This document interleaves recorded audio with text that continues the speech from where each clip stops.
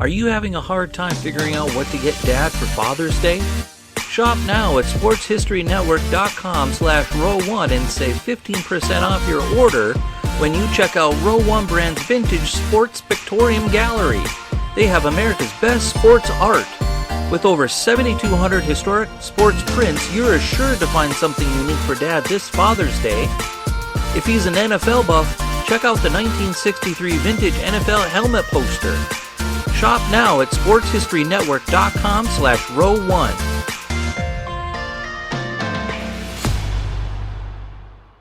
He had one of the best nicknames in baseball, the Toy Cannon.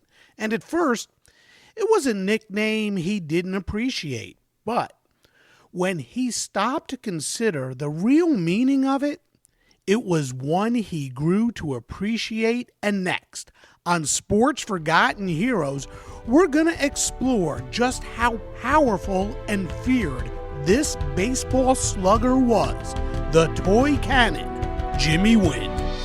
This is Sports Forgotten Heroes, a tribute to the stars who shaped the games we love to watch and the games we love to play. Stars who provided us with many thrills, but when their time was up, they faded away. We'll take a look back at their spectacular careers, their moments of fame, even if it was just for one season or just one game. And now, here's your host, Warren Rogan. Hello and welcome to this latest edition of Sports Forgotten Heroes. I sure hope everyone out there is healthy and staying safe. Of course, things in our world have been, well, anything but normal, and I offer my apologies for the recent inconsistencies in the release of new episodes of Sports Forgotten Heroes. But there are a few on the docket right now, and we're going to begin with the wonderful story of baseball's toy cannon, Jimmy Wynn. A star with the Houston Astros of the mid-1960s and early 1970s, Wynn was a feared slugger. Back when he played, the Astros called the Astrodome home, the eighth wonder of the world. It was one of the most difficult ballparks to hit a home run in. Fly balls they just didn't travel far in the Astrodome. Crazy when you think about that building now. It looked mammoth. But now, it sits empty next to NRG Stadium where the Houston Texans play. And it looks tiny. But during the days of Jimmy Wynn, it was anything but tiny. In fact, in 1967, when Jimmy Wynn hit an incredible 37 home runs, as a team, the Astros hit just 31 home runs at home and 63 on the road. Wynn hit 37 of the Astros' 93 home runs that year. Originally from Cincinnati, Wynn dreamed of playing for his favorite team, the Cincinnati Reds. And in fact, he was originally signed by the Reds. But Wynn was drafted from the Reds system in the 1962 expansion draft by the then Houston Colt 45s. And a year later, he made his debut hitting .244 with 4 home runs and 27 RBI in 70 games. Wynn split his year in 1964 between the minors and majors. But with Houston, he made enough of an impression to earn the right to play every day in 1965 when he hit a career-high .275 with 22 home runs and 73 RBI. From there, he became a fixture in the Houston lineup until he was traded away after the 1973 season. And we're going to get into all of that with my guest today, Mark Armour from the Society for American Baseball Research. First, and as always, a couple of reminders. Please let your family and friends, any sports fan you know about Sports Forgotten Heroes. Follow SFH on Twitter at SportsFHeroes. Check out our page on Facebook. Look for us on Instagram, or check out sportsfh.com, where you can find more information on my guests, the stars I talk about, and so much more. That's sportsfh.com. And please, if you have a hero that you would like to know more about, let me know and I perhaps can cover him on Sports Forgotten Heroes as well. Okay, without any further ado, let's get to today's show about Jimmy Wynn with my guest, Mark Armour. Hey, Mark, welcome to Sports Forgotten Heroes. So glad you could join me. I'm very honored to be on the show. It's great. Thanks. Awesome. Hey, let's start with, where does your interest in baseball come from? Give us a little background on you and the game. Well, I came to the game pretty young. I started with baseball cards. I had baseball cards when I was probably 6 years old, and I was just fascinated by it. I'm just kind of how my brain works. I just liked the fact that they could be organized, and I had no idea what any of this stuff meant. And then I started to figure out who the teams were, and then I started to figure out what the positions meant, and I gradually, and then, I think I figured that out before I even owned a glove or anything like that. And then I started playing. But so by the time I was 8, 9, 10 years old, I was like the uber fan that people would drag into parties and say, "Ask him something. I dare you." I tell people who know me. I tell people who know me now that that's when I peaked.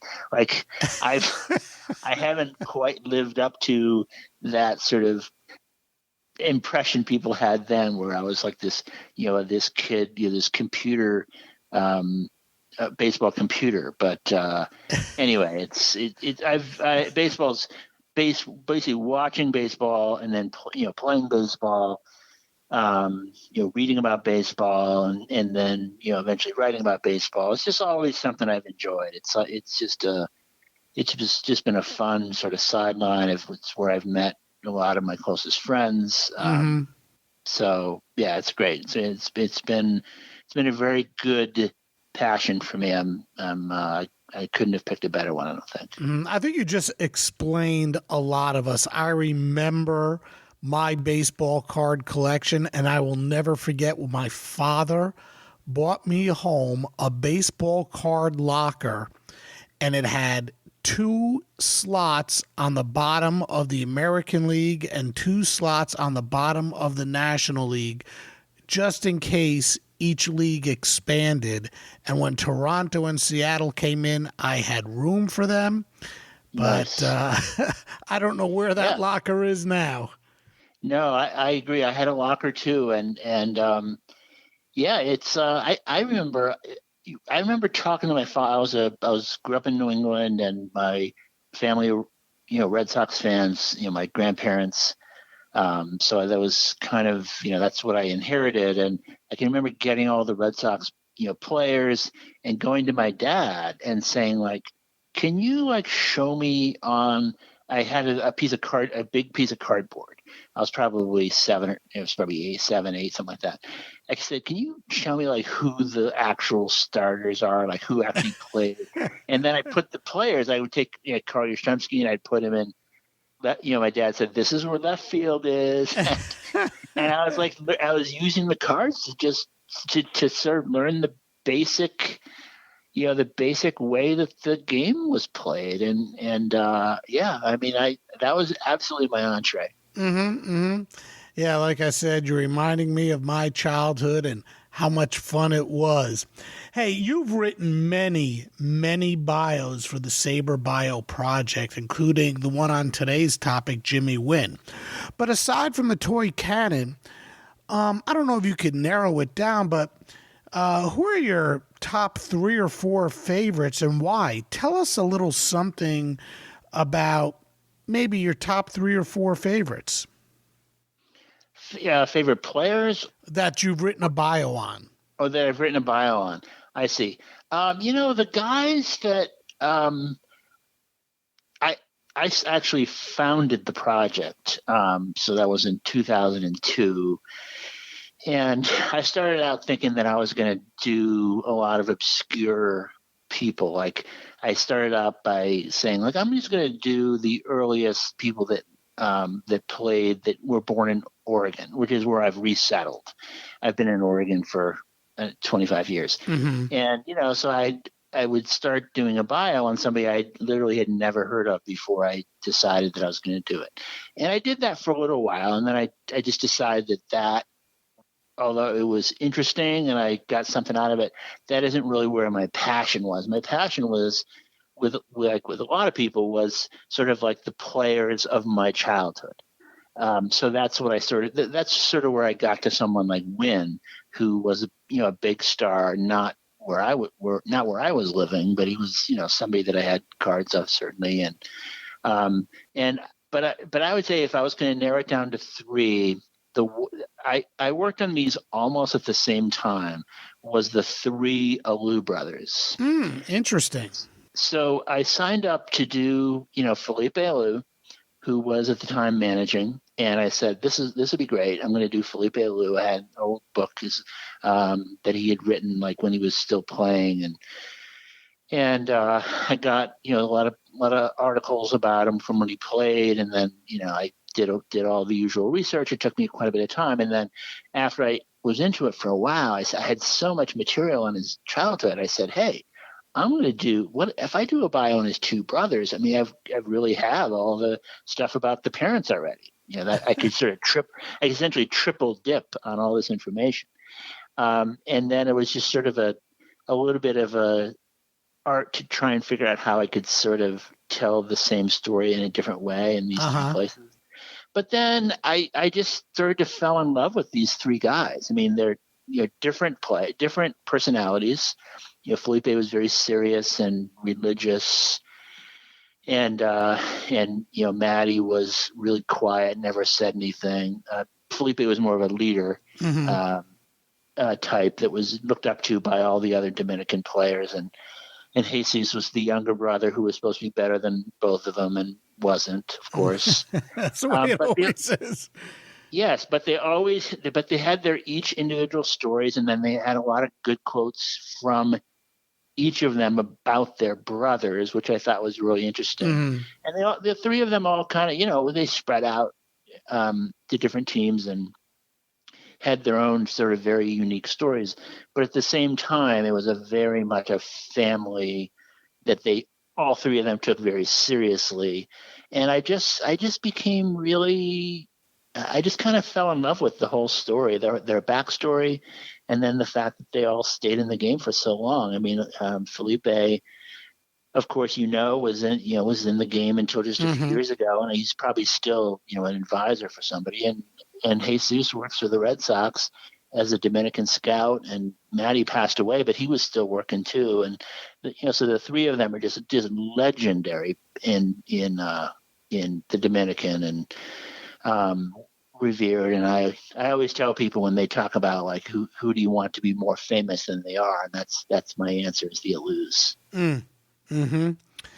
Now you just said something, and I do have it written down here, and I wanted to ask you about it. You are the founder or one of the founders of the SABR Bio Project, which is just an enormous database of biographies on literally thousands of baseball players. What prompted you to want to start the Bio Project? How difficult was it to get it going? And did you ever imagine that it would be as big and as well received as it has been? Well, okay, so starting from the beginning, at the time, I'd been in SABR for a number of years by this time, and had started to write a little bit. I'd written a few stories for their journals, and in the early 2000s, the SABR has a dead ball era committee, and in case your listeners don't know, that covers the first 2 decades of the 20th century.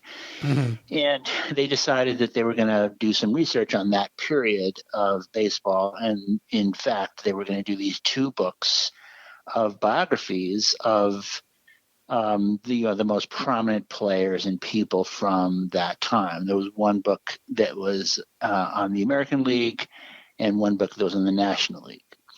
And so there was, biographies in there of Ty Cobb and Christy Mathewson and Hannes Wagner and on and on.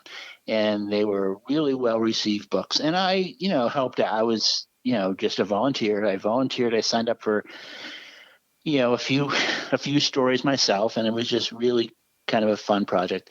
And during the course of that time, I actually just had the idea,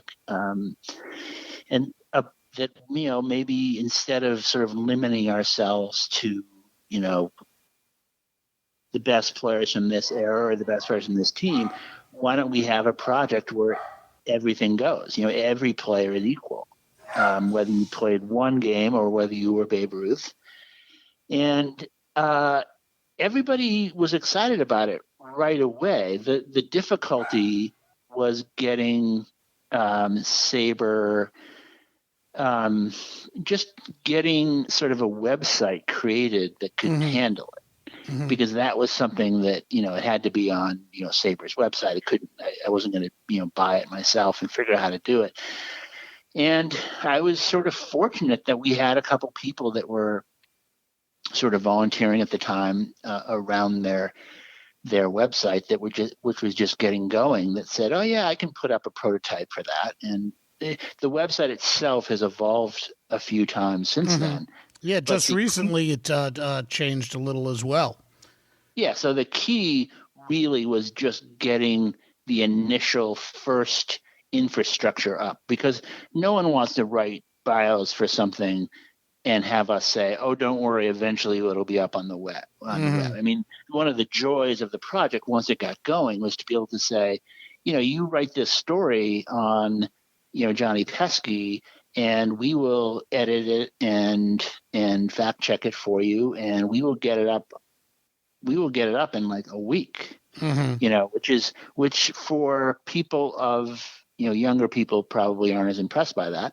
But for people that are a bit older, I mean, you wrote for one of SABR's journals, and, you had to have it in like 6 months before the book would come out.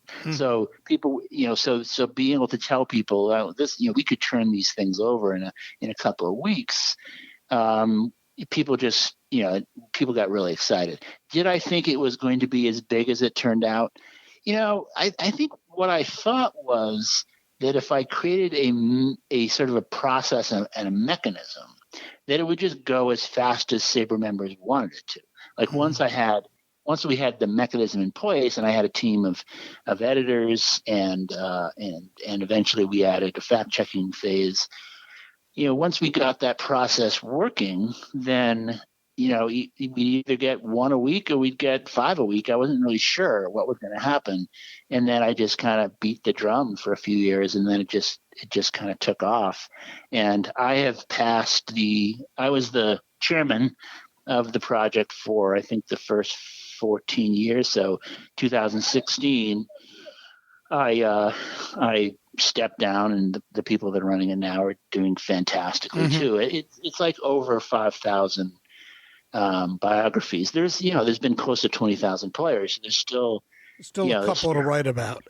There's still a lot to write about, and as you can imagine, I mean, if one of your listeners were to reel off, their 10 favorite players from, the past, the chances are that almost all of them are going to be written. It turns out that in baseball history, I mean, if there's 20,000 players, the bottom, and I mean no disrespect, but the bottom 15,000 of those are people that played 6 games. I mean, all of the people that you can think of are in like the top quarter of people. I mean, as you know, and it's getting worse. I mean, most teams now play like they have at least 50 players that play on the team in any given year. So whoever's writing the biographies of those players, which is going to be, our children, because we essentially have a Hall of Fame rule, which is that you you're not eligible to be written about until you've been retired for 5 years. So, so none of the current guys, none of the guys in the 21st century basically have been written about. Right. But people, if people wanted to do a project on the, on the 2016 Cubs or something, those guys, there are so many people on that team that people don't even know are on that team, because over the course of a year, you use so many players. Mm-hmm. Well, at some point, I want to do a podcast, and I'm going to do it on guys who made, Moonlight Graham, one-game wonders, one-hit wonders, one-at-bat wonders. Yes. And I've done some research on it, and I've just got to locate some people to talk about those guys. But it's like you say, there are more players in baseball whom we don't know about than there are whom we could talk about. Yeah. No, and they're all, I played baseball, and I played, when I was a kid, I played a lot, and I'm not anywhere near as good as the worst guy in the major leagues. So I say that with a lot of respect. The guys that you basically have never heard of that play, get 6 at bats for the Texas Rangers next year. They're phenomenal baseball players, but it's just, it's a tough racket. Sure. So real quickly, before we get into our story about Jimmy Wynn, tell everybody how they can find the bios. Okay. I guess the best, I don't know the URL off the top of my head, but if you search for SABR, SABR, biography project, you'll find it. It's got a pretty good interface where you can find all the people, and and if you want to write the bios, you just have to join SABR. That's really the only requirement. So if you go to sabr.org and sign up for the organization, which is just a blast.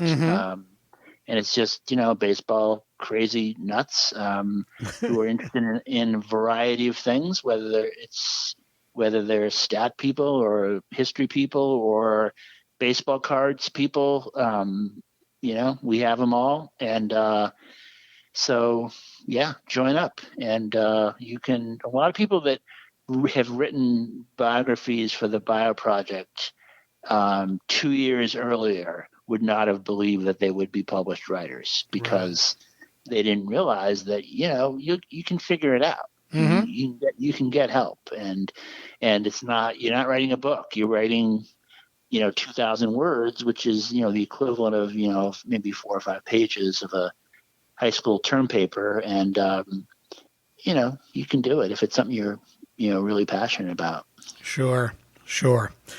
Well, hey, Jimmy Wynn. Now, besides the fact that no one else had written a bio about Jimmy Wynn, what prompted you to want to write a bio about the toy cannon?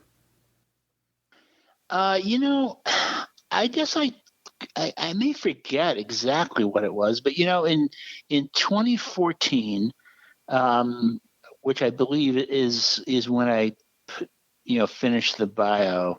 SABR was going to Houston for its annual convention, and Jimmy Wynn was a guy that was around Houston. He recently passed away, sure. But for the last many number of years of his life, he was a guy that was around the Astros a lot. He did PR for them and did community relations stuff for them and whatnot. So I thought it was a pretty reasonable chance that Wynn might end up at the convention.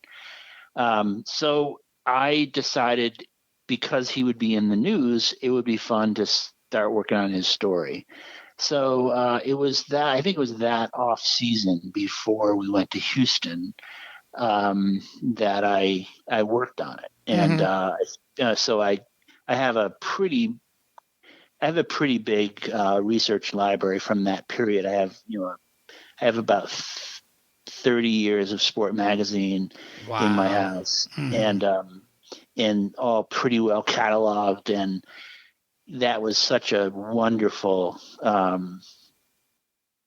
magazine for so many years for baseball, and SABR offers complete electronic access to the sporting news, which was so huge during Wynn's period as well. And between those two, and Wynn has a memoir, and I sort of got to work and investigated the story a bit and decided I really thought this was a pretty fun dude, with just enough color and controversy to make it not boring. Yep.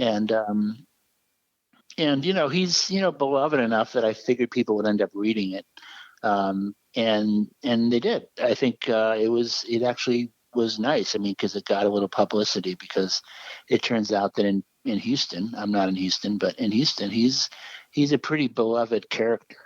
Sure, he was one of the Astros' first real superstars, and he wasn't exactly huge. I think he was like 5'9", 165 to 170 pounds, but he packed a lot of wallop in that body. Where did his power come from?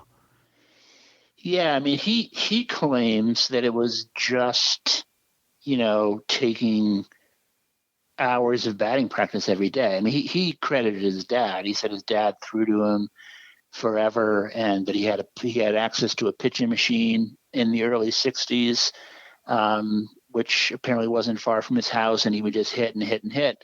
And the guy, he was pretty muscle bound.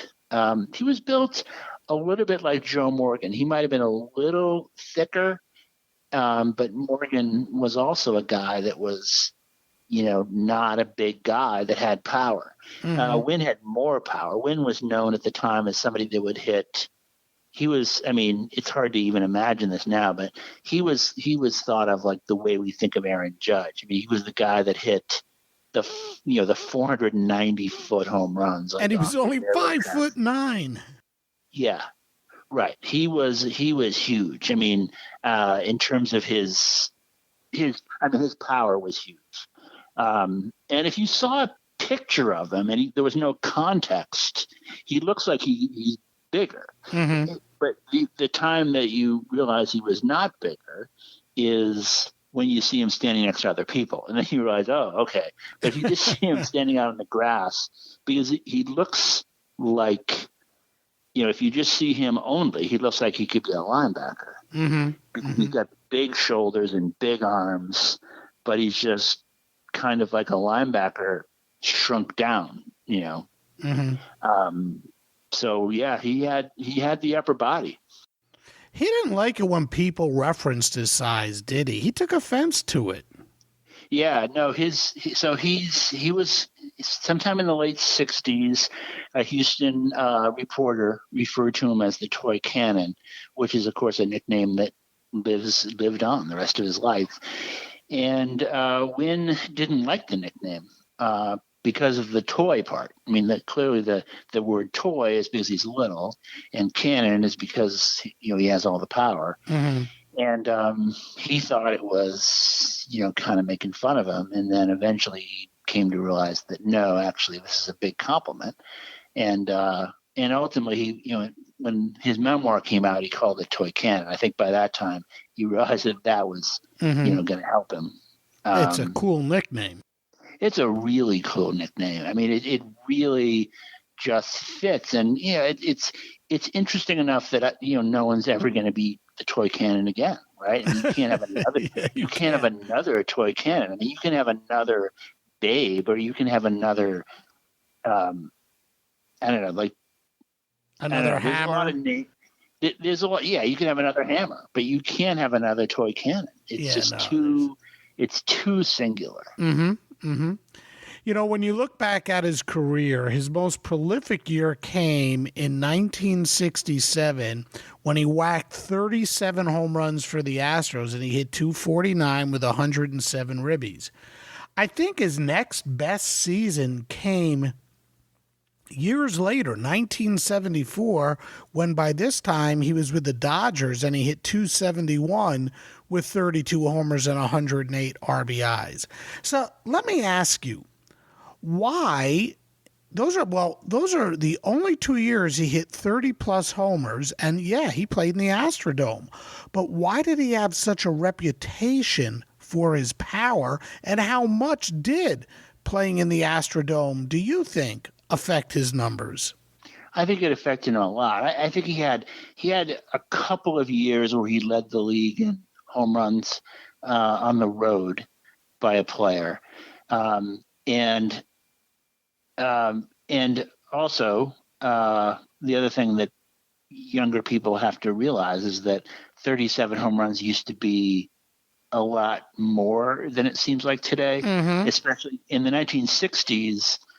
When entire leagues were hitting, 235, Wynn was just a massively great hitter at a time when people weren't hitting like that. So that 1967 season you mentioned was just a tremendous season. And the other thing that he was great at, which did not help his reputation because people didn't think this way back then, is he drew a ton of walks. And that's one of those things that people wouldn't necessarily have commented on at the time, other than maybe saying like, well, maybe because he's short that he's getting walks, much like Morgan, his teammate, who was also, getting a lot of walks. But, in fact, that's a huge part of Wynn's value. He, the thing that I thought you were going to say, which about the fact that of these two great seasons that are 7 years apart, is that his numbers do appear to be up and down. He did have, I'm not sure exactly why this is. I mean, he never had really high batting averages, which of course were things that people used to judge players back then. And he did strike out.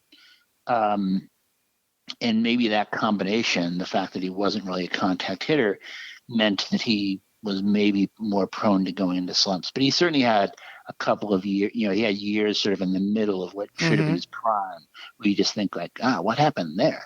Right. But if you take that 67 and 74 seasons that you mentioned and you sort of fill that in with a bunch of seasons in between there that were, even if they weren't quite at that level, if they were 90% at that level, then, we're having a different conversation. I think, maybe. Right. In 68, he hit 26. In 69, he did. He hit 33, and he led the league in walks with 148. In 70, he hit 27. He did not fare that well in 71. He hit just 7. But 72, he hit 24, 73, 20.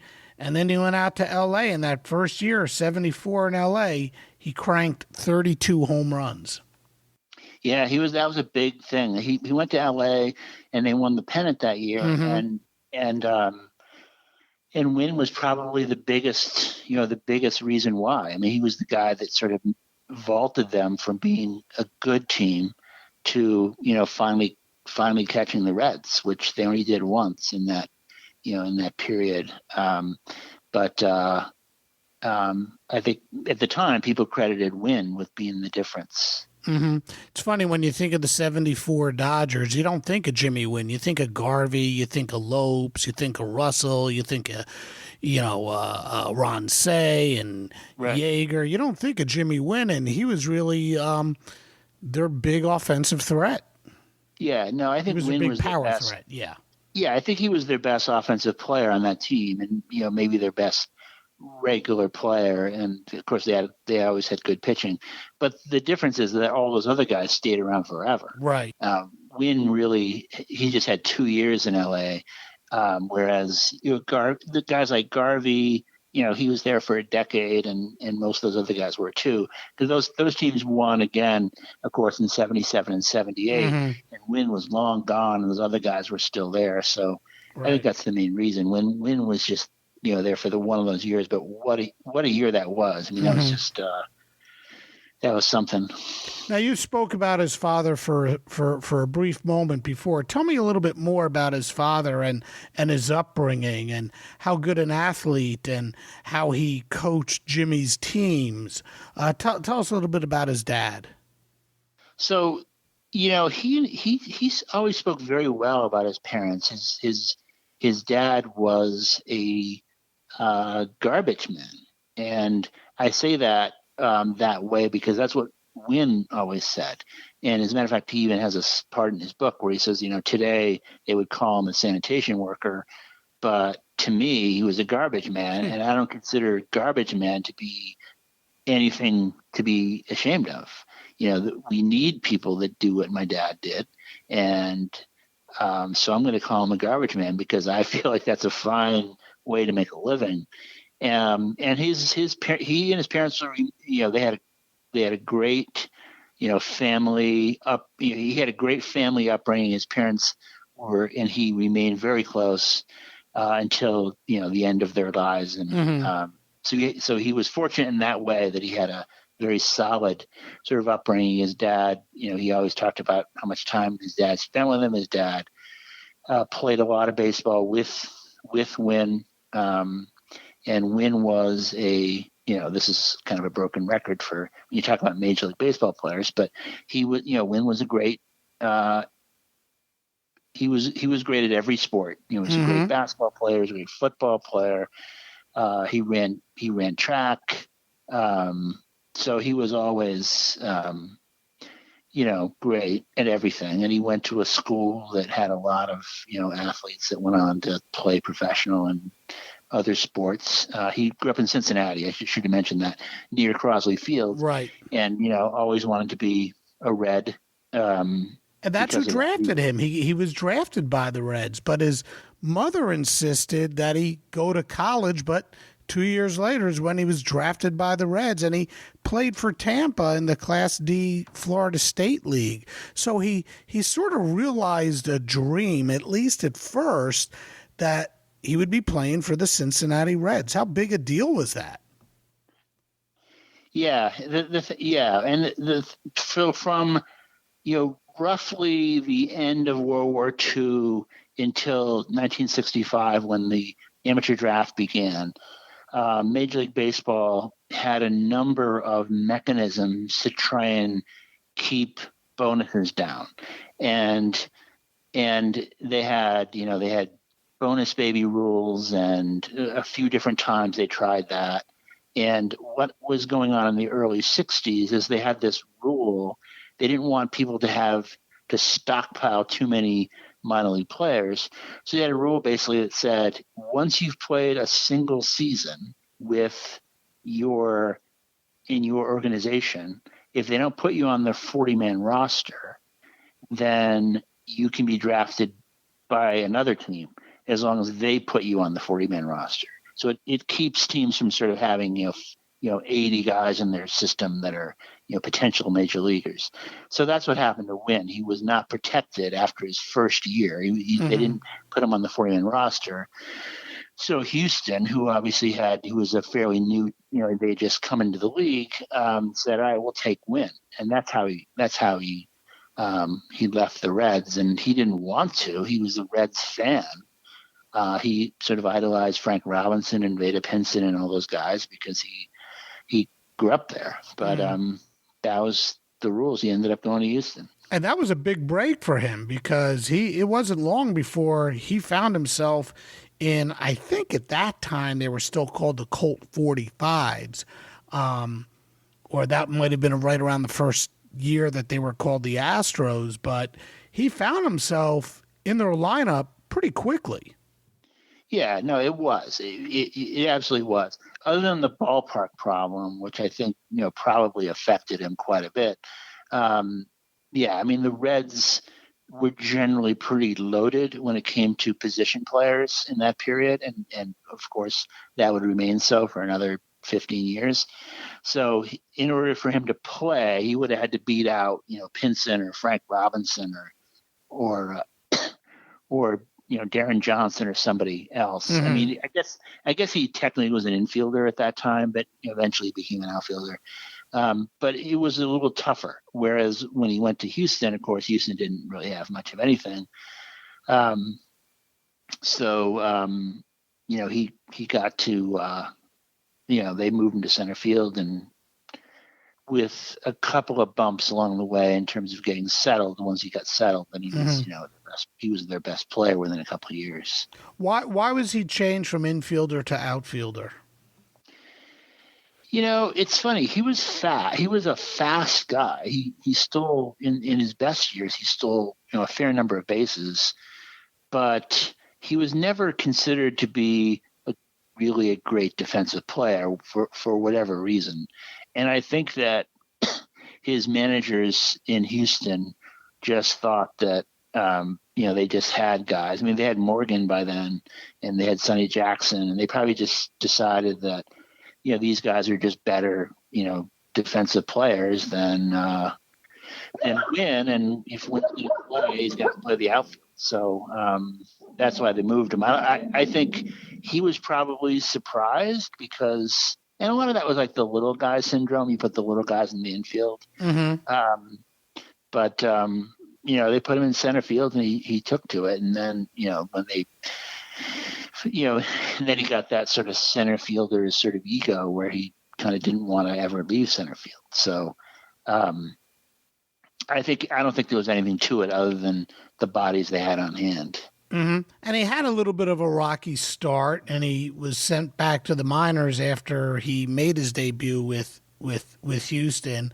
But he made it for good in 65, and that was the year the Astrodome opened. And like you said, he was playing center field, and at least with the bat, he drew comparisons to some pretty hefty ball players. So tell us a little bit about his game. How good was Jimmy Wynn?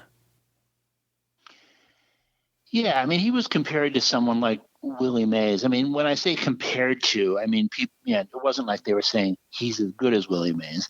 It was more like people thought he could be sort of Willie Mays light, 90%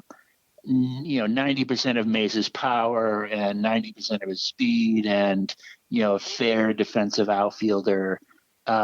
He was a quirky, he had a sort of a quirky skill set because he didn't have the skills that I think Houston thought he was going to have.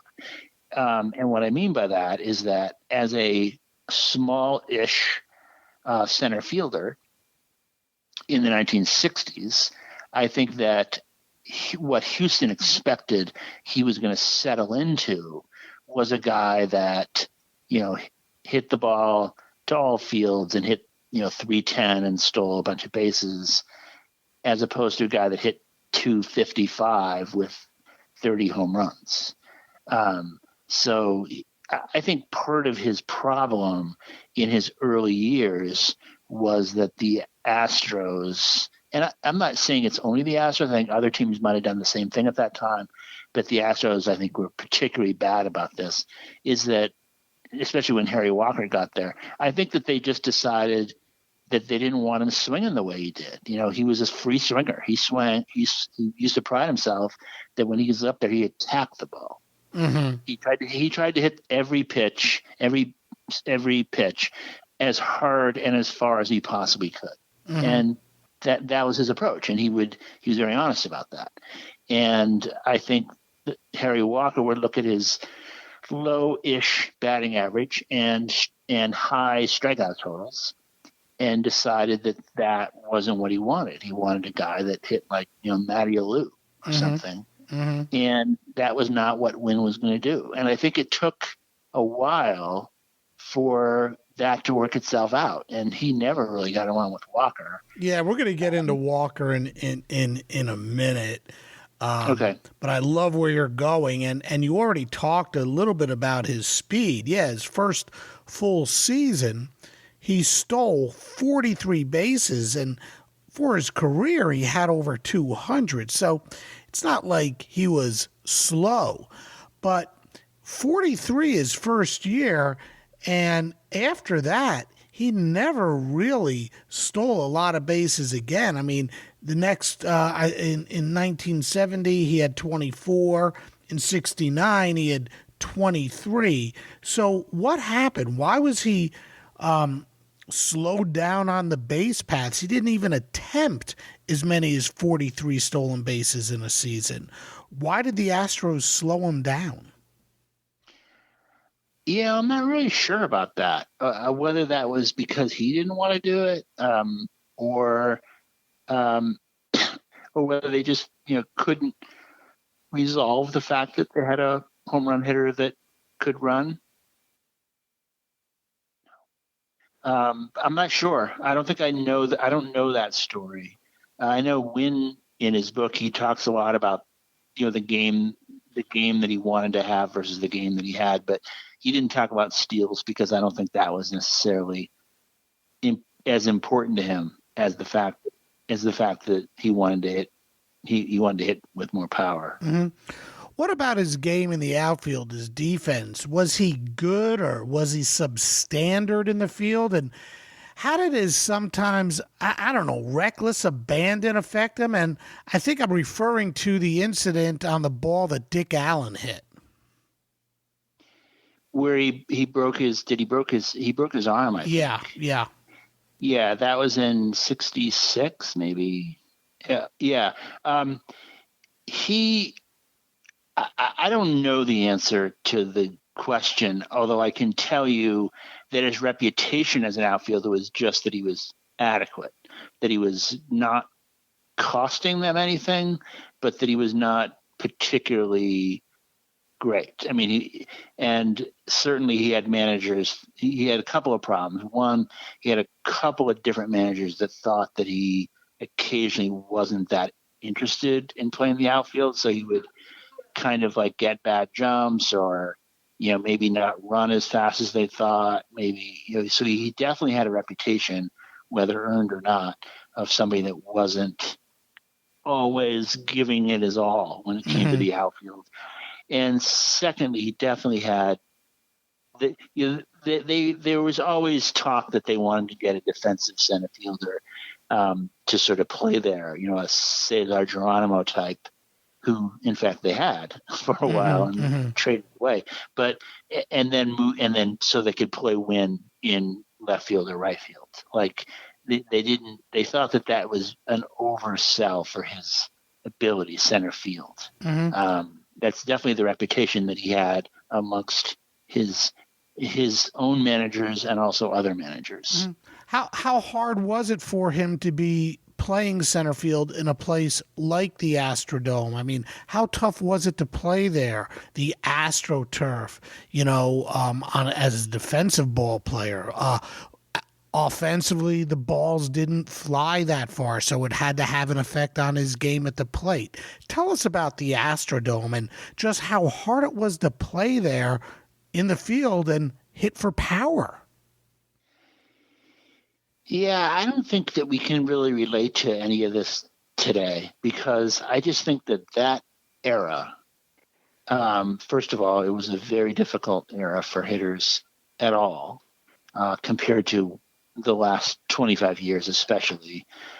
But also there was such a big variety in different ballparks in terms of how they played that we can park adjust people's totals and say, well, if Jimmy Wynn had played, in a neutral park, this is what he would have done. But the fact is, you don't really know. You don't really know whether playing in that kind of environment 81 times a year doesn't just sort of affect you in other ways, in terms of, whether slumps become harder to get out of because you have this disadvantage. Whether it's harder on your knees because obviously, it wasn't like the kind of surfaces we have now. And this isn't just a Wynn problem. This is a problem for other people that sort of happened to come up in a system that was not really what their game was meant for. And this is absolutely true. This is absolutely true for Jimmy Wynn. He's like the poster child for that. He couldn't have picked a worse. If he'd come up with the Cubs or something, who were, also somewhat of a sad sack team at the time, that he would have joined them. I mean, that could have been, he could have had an entirely different career. And that's true of probably most other teams, but he couldn't have picked a worse team to have joined. And I just can't, I assume that it affected him quite a bit. Mm-hmm. Now, like you said, he had an idea of how to attack the ball at the plate. He was basically all out, and he wanted to hit for power, but he ran into problems with a few managers, and the biggest being, as you had said, Harry Walker, who thought Jimmy should approach hitting in a different manner. Talk a little more about Jimmy's idea on how he should hit and how guys like Walker tried to change him. And what about Harry Walker? It wasn't just Jimmy that had some difficulty with him. Joe Morgan didn't have many nice things to say about Harry Walker either. Yeah, I mean, Morgan's a big part of the Wynn story because they essentially came up together. They were teammates the whole time together. They were good friends, and they were both little, for their time. They were small of stature. Morgan was probably even shorter than Wynn, but also had a lot of power and a lot of speed. There's a lot of overlap in their skill set, the two players. And Morgan is the one who sort of spoke about this in the most sort of consistently and articulately, but Wynn essentially in his memoir basically said, yes, this is true. This is what happened to me too. Walker was a guy who was somewhat small himself and played, in the 1940s. He didn't have the kind of talent that Morgan or Wynn has, but he had a few good years. And he was known as a guy who sort of slapped the ball the other way. He was left-handed, slapped the ball the other way and ran like hell to first base and got a lot of infield hits and bloop singles. And that's kind of what his game was. And he kind of wanted his team to play that way, and especially the smaller people, the little guys, that he decided that's the kind of player they should be. And he was pretty blunt with Morgan, and he was pretty blunt with Wynn. He would say, I don't want you to hit a ball, if any fly ball that's hit to the left of the center fielder, which would be, his pull side, he would yell at him about it. Basically, that's not what you should be doing. You should try and go up the middle the other way and not in the air. And Morgan thought this was, bullshit and didn't get along with him. And Morgan was he was willing to speak his mind, probably even more than Wynn. And Wynn sort of the same. And Morgan believed. Oh, and another interesting example is that Walker managed the Pirates just before he got to Houston. His last job had been with the Pirates. And in 1966, he had a guy on his team, Matty Lou, and Matty Lou came over from the Giants and had never really done anything. And he got to Pittsburgh, and Walker platooned him in center field with Manny Mota in 1966, and Lou hit 340 and won the batting title. Wow! And he hit 340 by doing what Walker wanted. And to many people, Walker was sort of treated at that time like he was sort of a genius because he had turned Matty Lou around. He had taken Matty Lou, who was, again, he had hit 230 the year before for the Giants. Wasn't playing that much. He was like their fifth outfielder. And he got to he got to Pittsburgh, and he became this great absolute singles hitter. I mean, he was no power, didn't walk, but he hit line drive singles, bunts, and he hit 340. And then he hit over 330 for 4 straight years. So it worked. What Walker got Lou to do worked. And he, the story goes, tried to do this when he got to Houston. couple years later, he tried to do the same thing with Morgan and Wynn. And Morgan sort of famously, like one year, he led the league in sacrifice hits in like 1970 or something, which is just absurd that you would have a guy with Morgan's skill set, who's technically one of the best offensive players in baseball, which he became as soon as he left Walker. And he was having him bunting. He was having Wynn bunting. He was having Wynn give himself up to move the runner on to second base, or whatever. So this was just it was a type of game that Walker had some success with, and he picked the wrong guys. And Morgan later said in his autobiography that came out in the 90s that Walker didn't like black players. That was his basically he was. These are Morgan's words, that he was a racist, that he was bad to Wynn, he was bad to Marty Martinez, that he was bad to Don Wilson, and he was bad to Morgan. And Wynn, in his memoir, which came out 15 years later, essentially agreed. That's I mean, there are certainly people like Bill White wrote a book that came out about 10 years ago, and White knew Walker in St. Louis, and White just tells a different story, that he had some problems with some players because he wasn't a good people person, but that he wasn't that way, and White and he were lifelong friends. So I mentioned that only to say that who knows? I don't know. I don't know the answer. And Harry had a brother, Dixie Walker, who was a coach on the Dodgers when Jimmy got to the Dodgers, and Dixie basically said, "Hey, heard you had some problems with my brother. Forget everything he told you. Go ahead and hit the ball over the fence." Right. And I think that with a lot of people, I mean, again, I absolutely do not wish to try and mitigate anyone's experience. I'm sure it was hell for any black player that was playing in the major leagues at that time. I'm sure there was a lot of obstacles. It was very difficult. And I absolutely, completely believe that. But it's also probably true that guys like the Walker brothers evolved, and they, when maybe Dixie Walker, because Dixie Walker has his own problems in the 40s with Jackie Robinson, allegedly. And by the time Wynn got to him, it was 25 years later. And Walker was probably a different man. And then it might have happened to Harry too.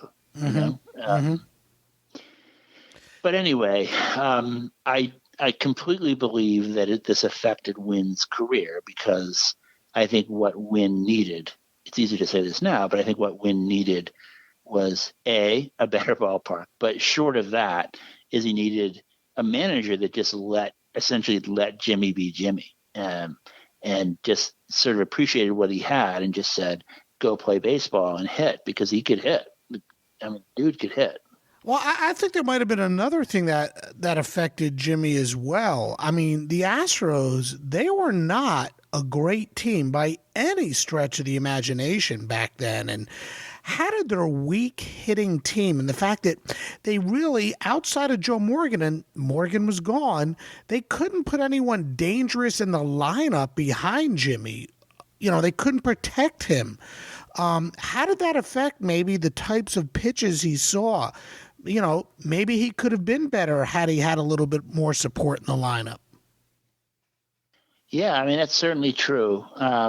That's it's sort of an unknown, and it's a little bit of a chicken and egg thing, because they didn't have power, and some of that was because they chose not to have power. And I'll give you another example, John Mayberry. So they had John Mayberry, who was a teammate of who was trying to come up on those teams in 70 and 71 and 72. And apparently, from what I've read, they tried to get him to hit the other way too. And of course they ended up trading him because he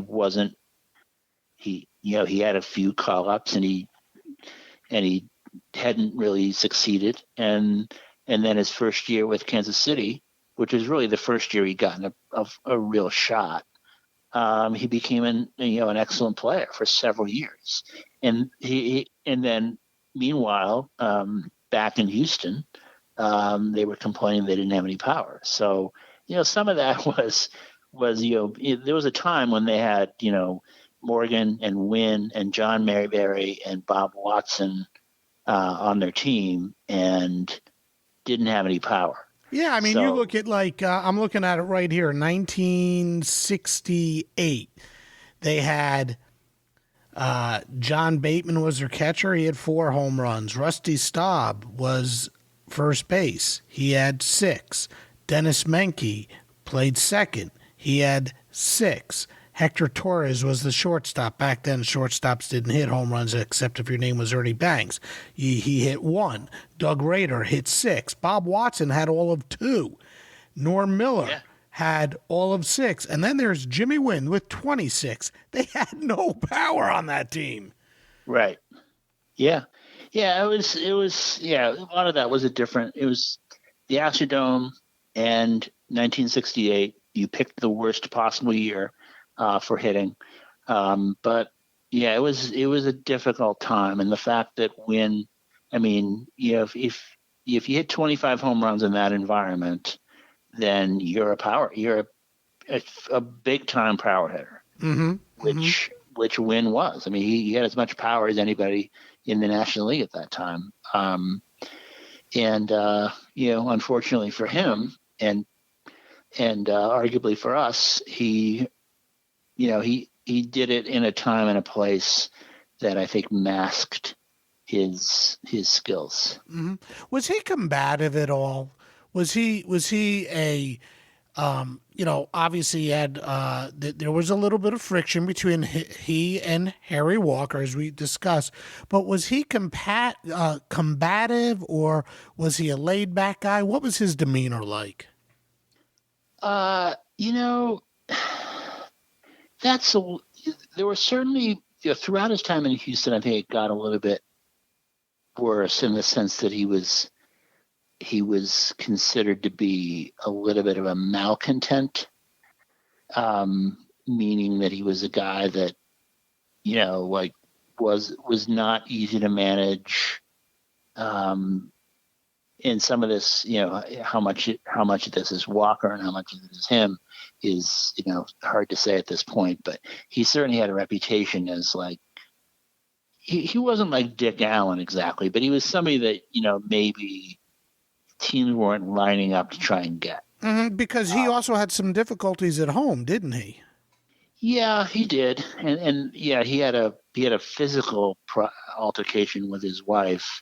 And I'm not the details of that are a little bit murky. It's not clear who was the person who was the physical, because Allen actually got stabbed right in this altercation, which I think I don't think it was a terrible stabbing. I mean, I guess all stabbings are bad, but it wasn't like it wasn't like he was carried off in an ambulance or anything. But he did have to have a procedure to fix him. It was in the stomach. He was divorced in the early 70s. He was divorced again a few years after that. He lost touch with his kids who were from his first marriage, and he later accepted blame for a lot of that. And then towards the end of his life, or not even towards the end of his life, but later in his life, he reconciled with his kids and had great relationships with them. But there was certainly a time when I think his home life was not easy for him. It was not providing him with relaxation and solace. Let's just say that. Mm-hmm. How did his game change after the Astros dismissed Walker and brought in Leo DeRocher? He didn't last that long with DeRocher. So they brought in DeRocher. I guess I guess he was there. I don't know if it was a half a year or a year and a half. I don't remember now whether DeRocher came in, because Wynn left after 73, and I forget which year DeRocher got to Houston.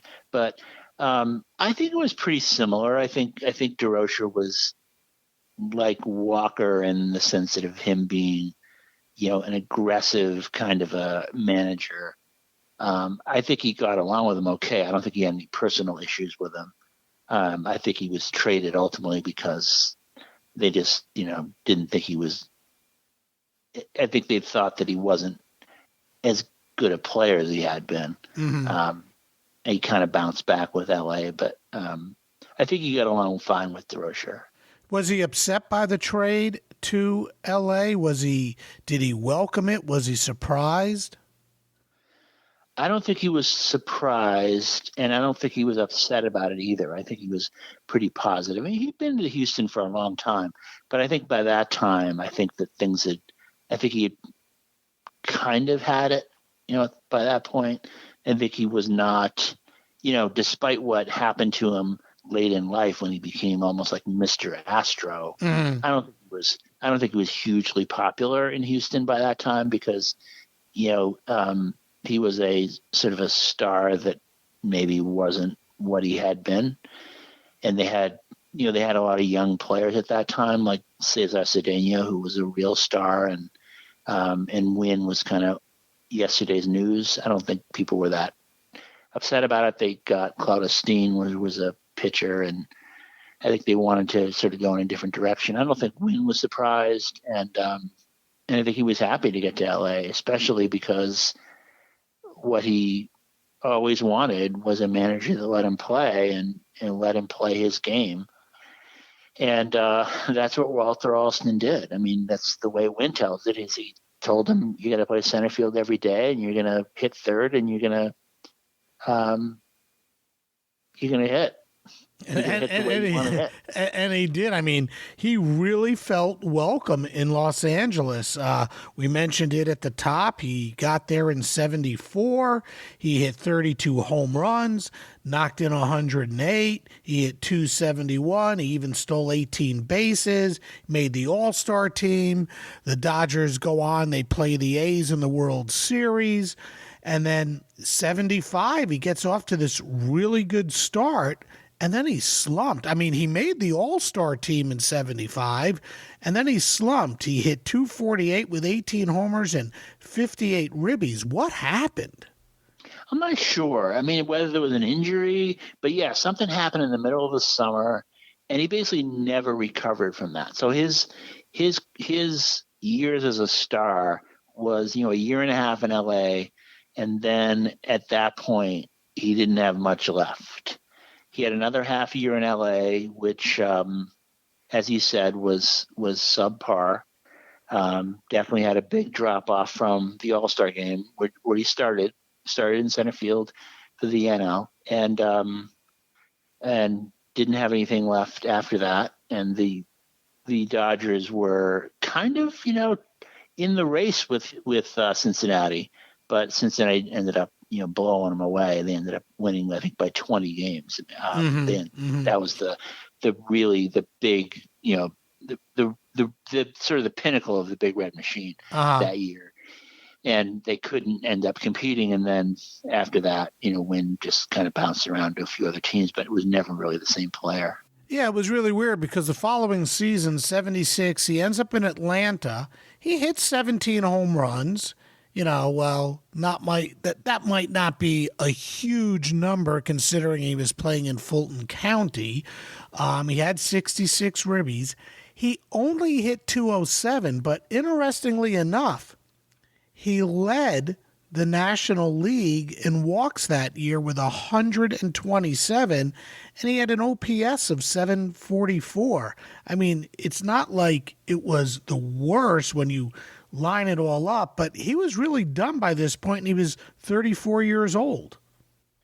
Yeah, he did not age well, and it's hard to say, looking back 45 years later, it's hard to say exactly why that is. But for a guy that had, this, just almost like a Mr. Olympia body, in his 20s, he did not age well. I don't know if he had any overall issues, or he wasn't a fitness guy or whatever. I mean, it's not like he got heavy that I can think. But he definitely had a significant drop off in his early 30s, and then faded away. Mm-hmm. Well, Mark, like many ball players, he bounced around a bit afterwards and finally retired after the 77 season. You, Mark, how would you sum up the career of Jimmy Wynn?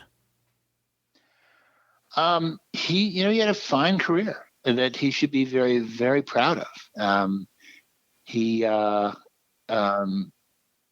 If you just go through his resume, he just a bunch of all-star teams, hit a couple hundred home runs, stole a bunch of bases, played center field, was in the World Series.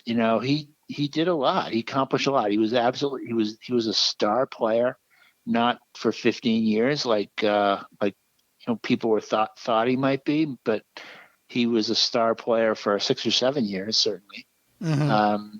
So it's a fine. I mean, he's, like I was saying at the beginning, like making the major leagues is hard, and being a star player is even harder. And without question, he was one of the, he's in the top, 5% of players that have played in the majors. Mm-hmm. Not a Hall of Famer. He was a Hall of Famer sort of at his best. He just didn't, if he'd had, 4 more years like 74, maybe he'd be a Hall of Famer, but he was a fun guy. I mean, he was, if you follow baseball, no matter when you grow up, if you grew up today, you'll someday tell all your, you tell your grandkids about Francisco Lindor and Mike Trout and Mookie Betts, but it's the Jimmy Wynn types who are kind of the ones that every generation is going to have those star players, and Wynn is a guy that just was in that class for a handful of years, and I think the fact that he was so beloved in Houston, I think is an indication that he was, he got to a point where he really appreciated what he had done, and could be proud of it, which is all he can ask for. Mm-hmm. Yeah, he did stay in the game, and he reunited or reconciled with the Astros a couple years later. How did the city of Houston embrace him? And talk about the retiring of his number 24. Yeah, I mean, that's, I think that these kind of things happen. I mean, he left the game. I think it was not easy for him to leave the game. I think he didn't have a lot of other skills at the time. He never got, destitute or anything, but he clearly was in a position for a decade or 15 years where he just didn't know what he was going to do, and was just trying to make a living. He didn't have, $1 million in the bank or anything. But it wasn't until he finally reached a point when he's around 50 in the early 90s, I guess, where he started to get involved with like the Texas Baseball Hall of Fame or the Sports Hall of Fame. And he eventually ended up, reconciling with the Astros and then getting more involved with, and all the Astros wanted him to do was to be Jimmy Wynn. That's all they really asked of him.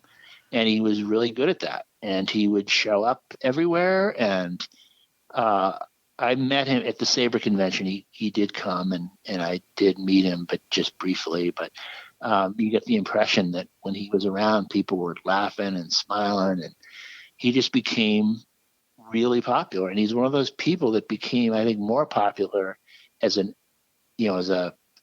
50-year-old looking back on his career than he was even when he was actually playing for the Astros, because he changed. I think he became, it's a little bit. I mean, it's not the same. It's sort of. It reminds me of sort of Dick Allen in Philadelphia, and they booed him out of the city, and now he just goes to the park and he gets standing ovations. So I think part of it is the player sort of recognizing how lucky they are to play Major League Baseball, and part of it is the city realizing, like, you know what, look at that career, it's pretty good. He became a guy, like, I don't want to say mascot because that makes it sound like I'm denigrating an him, ambassador. He was a guy that they would like to invite to make the fans happy. So he's throw out first pitches or show up at the Kiwanis Club to talk to potential season ticket holders or whatever, and people like the guy. He was always sort of, from what I understand, he was just the guy who would just smile and get people to smile. So not bad. Hey, in your research about Jimmy Wynn, what surprised you the most? What did you look back and say, wow, that's pretty cool? I guess, the record, this statistical record of what he did and what he didn't do, I kind of knew.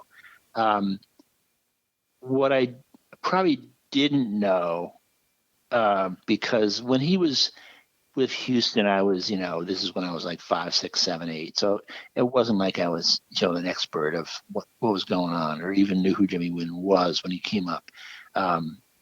But he was still a star when I was starting to follow baseball.